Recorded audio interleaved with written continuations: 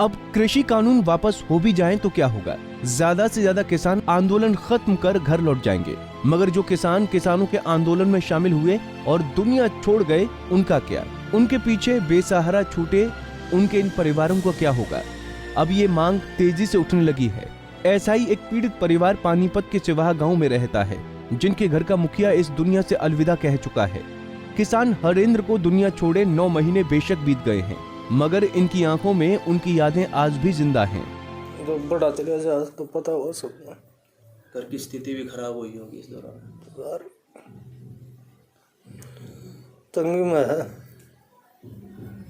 बच्चे भी पढ़ाई कर रहे हैं, कुछ आर्थिक स्थिति कमजोर है, कैसे पढ़ाने की समस्याओं का सामना आप लोगों को जैसे करना पड़ रहा है। बहनों है अपना पढ़ रहे, बच्चा एक 11वीं में है, एक 13वीं में है।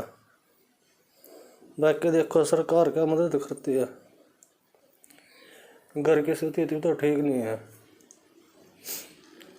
अपना थोड़ा बहुत इसमत है जहाँ खान जाऊंगा, बाकी तो वो करेगा था सारा। और भाई उसकी कमी तो पूरी नहीं होगी। सरकार को कोई मदद करनी चाहिए, कुछ ना कुछ करनी चाहिए तो सरकार ने। जब इतने शहीद हो गए तो सरकार ने सोचना चाहिए इस बारे में भी कुछ ना कुछ तो परिवार की मदद कराए। हरेंद्र की पत्नी और भाई तो फिर भी उनकी यादें साझा कर लेते हैं, लेकिन जब एक ऐसी मां से उसके बेटे के बारे में बातचीत की कोशिश की गई तो उनके गले से एक शब्द तक नहीं निकला। शायद गला रुंधा हुआ था। परिवार में गम पसरा है और आंखों में आंसू हैं।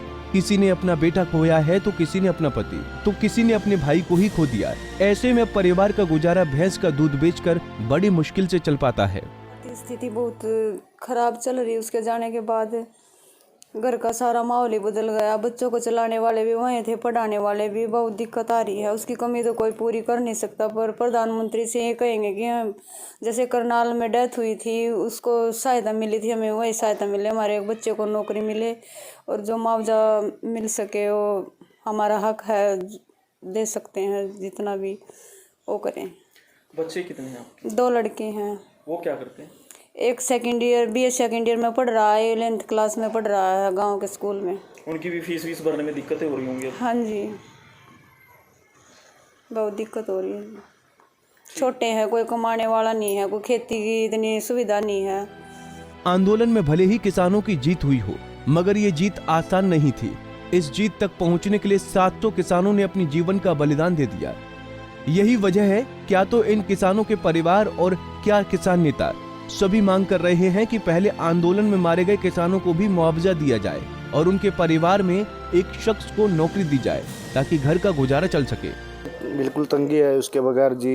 मांग ये है सरकार से कुछ मुआवजा या लड़के को सरकारी नौकरी दी जाए, आर्थिक स्थिति सुधरे इनकी। कितने बच्चे हैं उनके? 2 लड़के हैं। अच्छा, उनकी पत्नी कोई घर पे ही रहती हैं? हाँ, घर पे ही रहती है। एक भैंस ले रहे हैं, बस वही काम, उससे दूध दाद बेच के वो काम चलता है बस। तो क्या काफी जिंदगी में बदलाव आ गए अब हरेंद्र के जाने के बाद? सारे बदलाव आ गए जी। घर की स्थिति अब बिल्कुल खराब हो चुकी है। हालांकि किसानों का आंदोलन सरकार को झुकाने में कामयाब हो गया और जिसका नतीजा ये रहा कि देश के प्रधानमंत्री ने खुद देश की जनता के सामने आकर क्षमा मांगी और कृषि कानूनों को वापस लेने का ऐलान किया। लेकिन जो किसान इस आंदोलन में शहीद हुए, उनके परिवारों के लिए अभी तक कोई ऐलान नहीं हुआ। हरेंद्र भी सिंघू बॉर्डर पर आंदोलन में हिस्सा लेने गए थे, जहां से 9 महीने पहले उनकी मौत की खबर आई थी। बस उसी दिन से इस परिवार के भाग्य का दिया मानो बुझ गया था। ऐसे में पत्नी, मां और 2 बच्चे और अपाहिज भाई मजबूरी के आंसू रोने को मजबूर हैं।